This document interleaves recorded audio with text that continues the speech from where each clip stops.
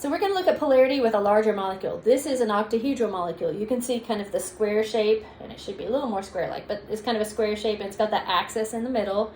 And if I were to draw faces, triangle faces on all of the sides, you would see that I had 8 faces.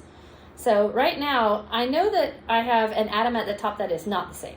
But for a minute, if you'll just pretend that it's an atom that is the same, so it'd be like having a blue one on top. So pretend that there's a blue one on top. That's why I'm hiding it.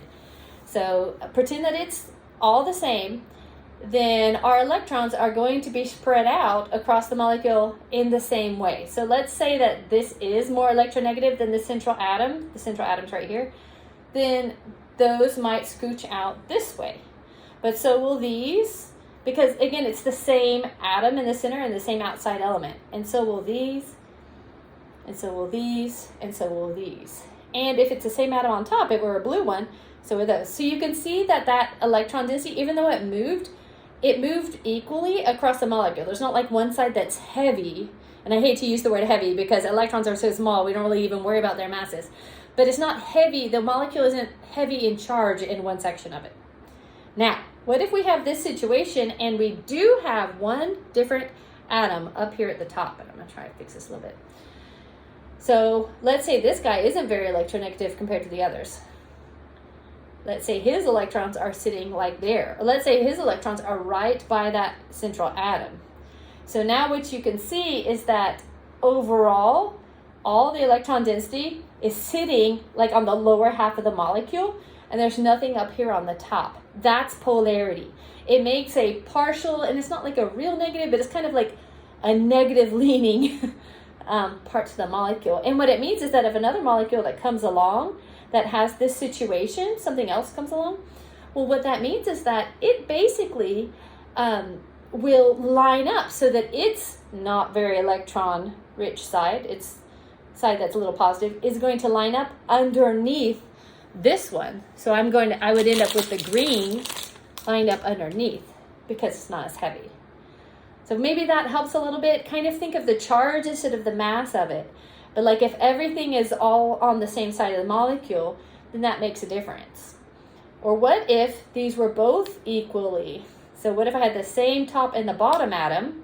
So let's say this bottom one is now a green one, okay? So now they have the same distances amongst themselves. Can you see how overall there's still the balance of electron density? Like over here on the right hand side, these two, they balance each other. And then these two balance each other. Like they charge balance, like they're opposite. There's not like a side that's extra heavy on the negativity.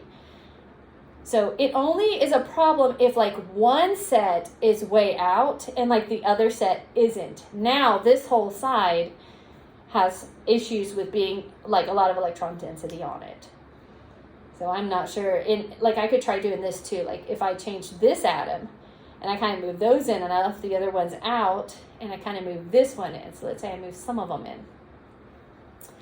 So now you can kind of see that this side on the left hand side, there's a lot of electron density over here to the left side because it's all here at the edges.